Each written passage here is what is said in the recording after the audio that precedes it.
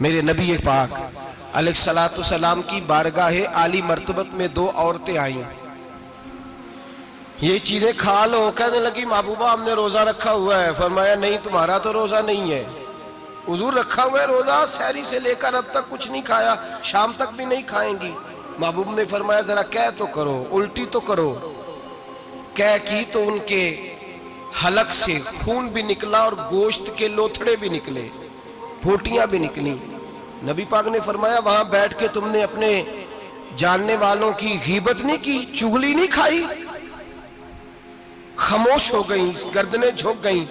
نبی پاک نے فرمایا تم نے قرآن نہیں پڑھا کہ جو اپنے بھائی کی غیبت کرتا ہے وہ مردہ بھائی کا گوشت کھاتا ہے؟ تو گوشت کھا کے بھی تمہارا روزہ رہ گیا ہے۔ کس طرح کا روزہ ہے کہ صاحب روزہ رکھ کے نہ رکھنے والوں پہ تنقید کر رہے ہیں؟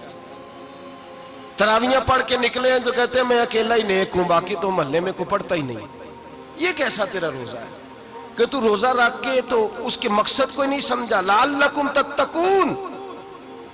روزہ دار تو وہ ہے کہ روزہ رکھا ہوا ہے، کھانے بھی سے رکا ہے، پینے سے بھی رکا ہے، عمل زوجیہ سے بھی رکا ہے، پھر وہ جھوٹ سے بھی رکے، غیبت سے بھی رکے، بدنگاہی سے بھی رکے، حرام خواری سے بھی رکے ساری چیزوں سے۔ یہ بتلائیے کہ روزے کی حالت میں اپنی بیوی کے پاس جانا منع ہے تو غیر محرم کو دیکھنا جائز ہے؟ ہمارے ٹی وی پہ میں نے پہلے بھی کہا تھا کہ ہم ٹھیکیدار اور ذمہ دار نہیں ہیں مذہب کے۔ یہاں ہمارے آنے سے پہلے بھی کوئی بیٹھا تھا، ہم مریں گے تو یہاں ہم سے بڑے بڑے نیک لوگ بیٹھیں گے، کوئی بندہ ذمہ دار نہیں ہے۔ بڑے بڑے کج کلا، صاحب جبہ و دستار، بڑے بڑے صاحب بصیرت، آئمہ، فقہاء، علماء، زعماء، نقباء، صوفیاء، اولیاء، غوث، کتب، ابدال، اوتاد، کتب الاقطاب، جانے کون کون آئے، علماء آئے، مفسرین آئے، محدثین آئے، گزر گئے۔ ہم تو خاک نشین لوگ ہیں، تھوڑا کام کرنے والے، تھوڑی صلاحیت رکھنے والے۔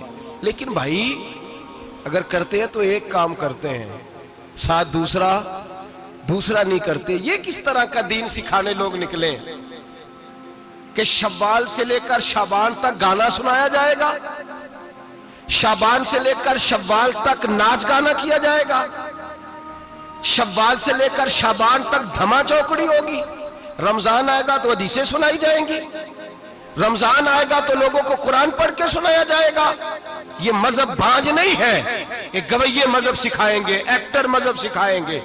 یہ مذہب بانج نہیں ہے کہ ایک گلاس کے اندر پہلے شراب پی لو پھر اسی گلاس میں رمضان آئے تو شہد بانٹنا شروع کر دو۔ یہ بانج نہیں، یہ میرے رسول اللہ کا مذہب ہے۔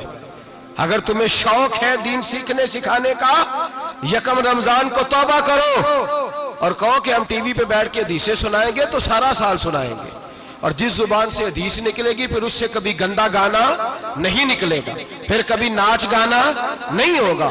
یہ کون سا مذہب ہے جو بیویاں سکھا رہی ہیں؟ یہ کون سا دین ہے جو عورتیں سکھا رہی ہیں؟